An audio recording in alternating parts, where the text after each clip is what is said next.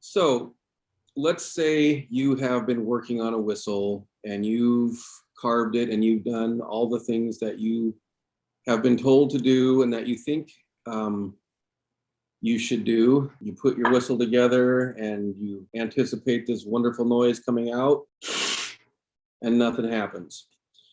Okay, let's discuss how we can troubleshoot that and get to the bottom of it. And it's not the end of the world. The first time you try to blow on your whistle, I almost promise you it's not going to sound exactly like you want it to. So number one, let's talk about the inside of the whistle. So here's the inside of the whistle. And before we start, your pieces of wood should be as flat as they possibly can. So they should go together and it shouldn't be rough sawn. Even if it's bandsaw cut, that might be enough feathery wood that air can leak out the sides. So one way to kind of test that is you can take a clamp. If you have a couple of clamps, clamp it together relatively tight, and put a couple things on your whistle so you don't dent the whistle, and then blow into it. And if it starts making a noise after you've clamped it, then that's kind of a sign that the inside edges aren't fitting together as well as they should. So one way to remedy that is to get yourself a big piece of sandpaper and what I like to do is usually I'll put 2 pieces of sandpaper together and I'll put some spray adhesive on a nice flat surface. And then I take my whistle and I put it down and 1, 2, 3, turn it around, 1, 2, 3. And you can do that in kind of various grits until it looks like you're hitting all the edges. And then do that on both sides of your whistle. 1, 2, 3. Turn it around. That way it stays flat so your pressure isn't making one side curl up. 1, 2, 3. And if you do have a couple sheets of sandpaper, you can get a longer stroke, okay? So that is one of the first things I would do. And then, like I said, if you clamp your whistle together and you're starting to get some noise, but you take the clamps off and you blow through it and you're not getting some noise, that's a pretty good indication that the inside needs to be a little flatter. So, okay, well, that got me a little noise. I've got a really high-pitched sound coming out of this one. Okay, that's not the sound I'm after, but I've got a little bit more sound. Okay, when we're carving our initial air hole through the whistle, okay, you don't want to get that air hole too big right off the bat, okay? I like to make it out. Okay, I'm gonna turn the back side.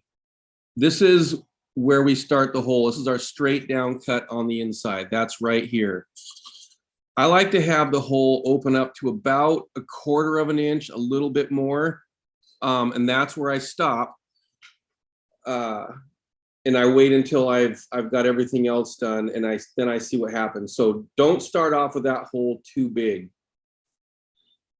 The next thing we have to talk about is on the inside of the whistle.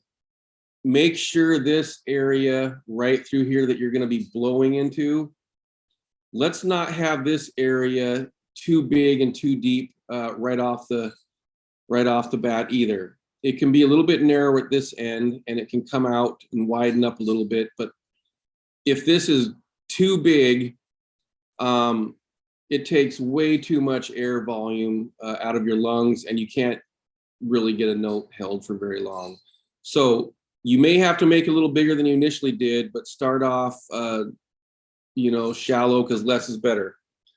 Okay, the next thing, when we blow through this, if we don't have enough hollowed out area to absorb some of the air coming in, the pressure, when you blow into it, the only place it can come is out this top hole, and it's too much pressure. So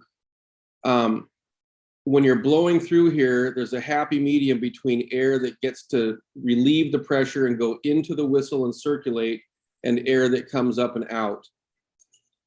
And I really like to, right at the end of this air chamber, have this hollowed out area start dropping straight down. That just makes it so when the air comes in, it can immediately drop off and relieve some of the pressure before it goes up and out the hole.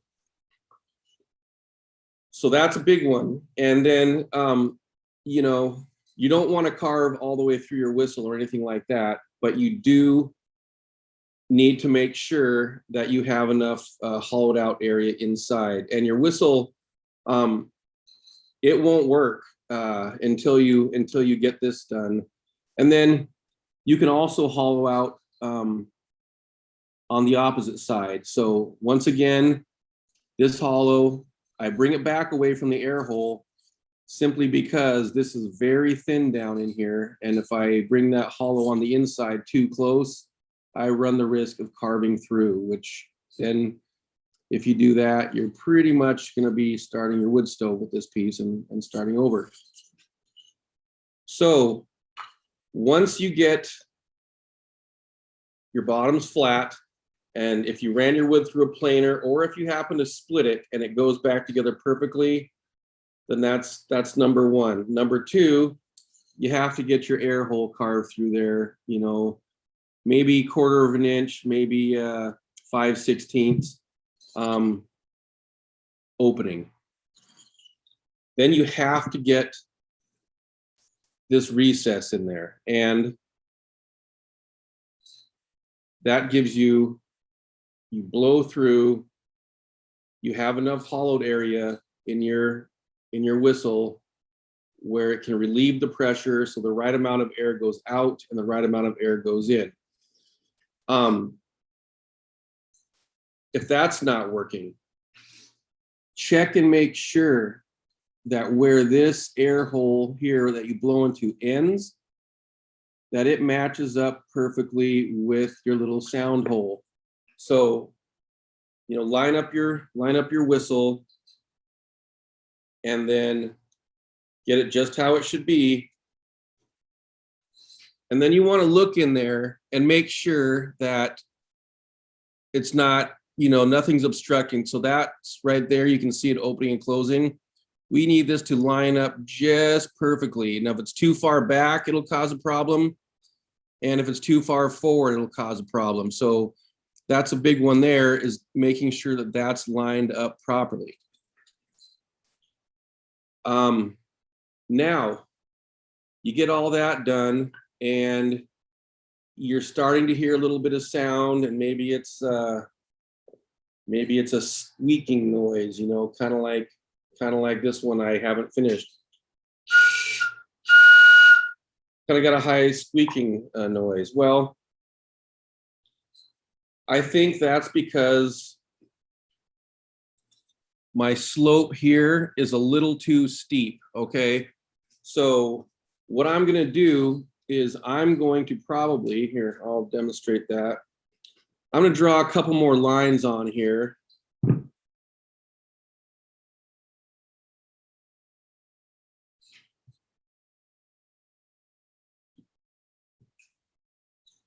Okay, I've drawn a couple more lines on there. What I'm gonna do is I'm gonna carve this off and down in there and try to take the angle of this piece of wood here back. Okay, so right now, let's see, it's pretty steep like this. I'm gonna tip it back a little bit so that when the air hits it, it has an easier time going up and out. If it's too steep, the air hits it and it kind of obstructs it, and it doesn't allow it to hit that and just have a nice smooth flow. That's real important. So as I was looking at this old whistle here, my first impression was that, you know, this extra round area up above where this slants down, the sound hole, was for decoration. I since have changed my mind on that. By bringing this down, it brings the top right here down a little bit, and then I believe the craftsman was able to get the slope at a much shallower angle, and so that helps with the sound. I did the same thing on mine as I was trying to emulate that whistle, and I started realizing that when I took a little more off of here, that just created less obstruction for the air to get up and out. So I guess we want that area just to kind of be smooth and slippery for the air. So if we're still not getting the sound, we can lessen the angle that we carve our hole down into. Once again, these holes can look very different. This is just a squared off opening, very nicely done. And this one here, this is like a half moon opening, and there are no flat edges on the side. A line was drawn all the way around here, and this really is concave. It goes down like a ski slope and then actually goes in this way. So the holes can look differently, but what we need to create is an area where this little piece of wood right here is nice and thin, you know, almost knife sharp, and then the air can hit that and really has a nice way to just flow up and out, and that's what gives us the noise. So this one, you can see it's got a big chamber in there, drops right off, and it's got hollowing over here.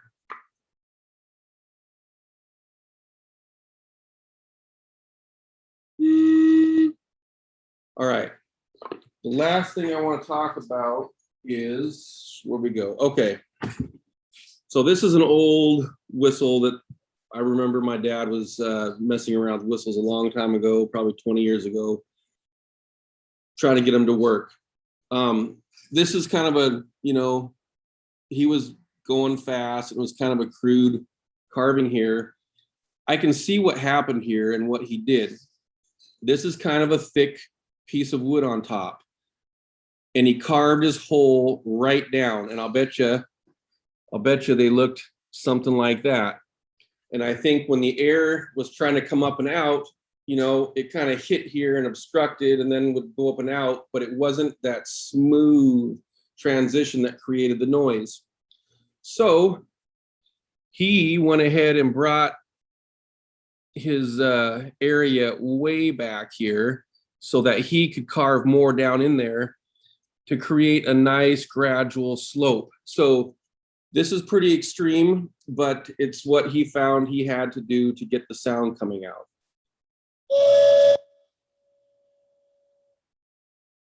So real quick, let's go over it one more time. Oh, before we do that, I want to discuss this whistle that a student of mine made in class in school. It's got a really big, nice convex swooped in air hole here. And the hole itself is pretty big. It extends out, you know, a pretty good margin. And she really hollowed out this whole whistle in here. So there's a ton of air volume in there. The whistle works. However, if I blow softly into it, there's not enough pressure to make the sound, because most of my air is going in and circulating around. So I have to blow a little bit harder. If I blow soft, It's not quite making the noise. If I blow harder,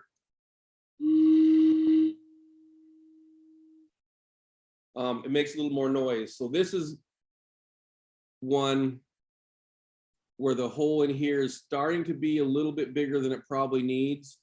And there's an excessive amount of hollowed out area in here. So that's something to keep in mind.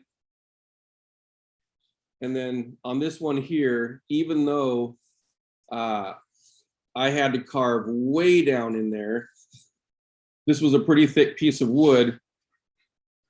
You can see I have a very gradual concave area in there.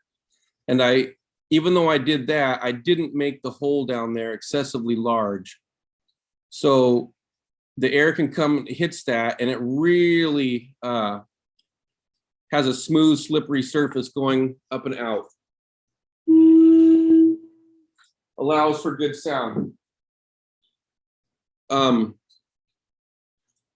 Also, down in here, if we're using tools where we're carving cross grain, so say I'm carving cross grain to get my wood removed, it doesn't leave the smoothest of surfaces, and the air really does like a smooth surface.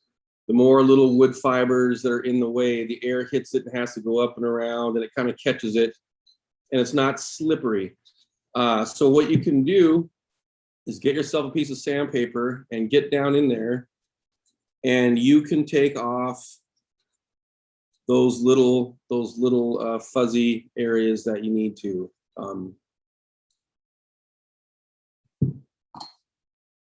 This old whistle, it's very smooth in here. You know, this whole area is just slippery smooth, so there is no resistance when the air hits it, and I think that's a big factor in getting your whistle to work. So as you guys are testing these out and trying them, you know, take note of how steep you are going down to your air hole. All right, and once you start to hear some sound, if it's not enough sound, slowly take a little more off until this hole opens up a little bit more. I know I'm going to have to open this hole up just a little bit more, but I'm going to do it really slowly. So a little bit high, and I definitely need more chamber space in here to relieve a little bit of that pressure coming out the hole. So things to try. Let's go over it one more time. Make sure the backs are flat, okay? If we need to, we can sand them. All right, let's make sure that the end of our air hole that we blow into lines up with the sound hole perfectly. We can check that by putting them together and looking through and making sure that they really are in line with each other down there. Let's make sure that air is at least getting all the way through here, okay? If the air isn't getting all the way through, then that's a problem too, but we just need a little space like that. And then let's make sure that as soon as the air gets through here, it can drop right down into this area, and then some of it can go up and out. And I think that if you pay attention to all those details and get in there and sand if you need to a little bit, so this is smooth inside. If you need to bring the angle of this back a little bit, don't hesitate to, you know, draw yourself some lines up here and then carve down in there at a bigger angle. Now, remember, these are whistles. The important part is that they sound like a whistle, that they make a noise. You can have the most beautiful sculptured piece of wood, if it doesn't make noise, it's not a whistle, okay? So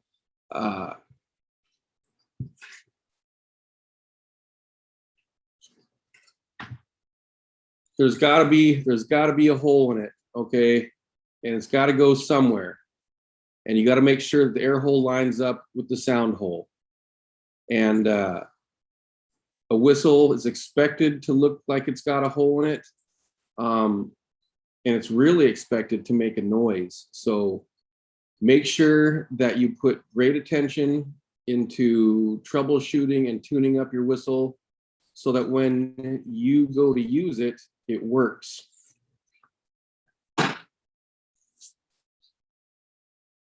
Once again, a fine example of, there's some beautiful sculpture on this, but you've got to carve a nice air hole in there. And this one got brought back quite a ways this way to create a nice, smooth, even flow.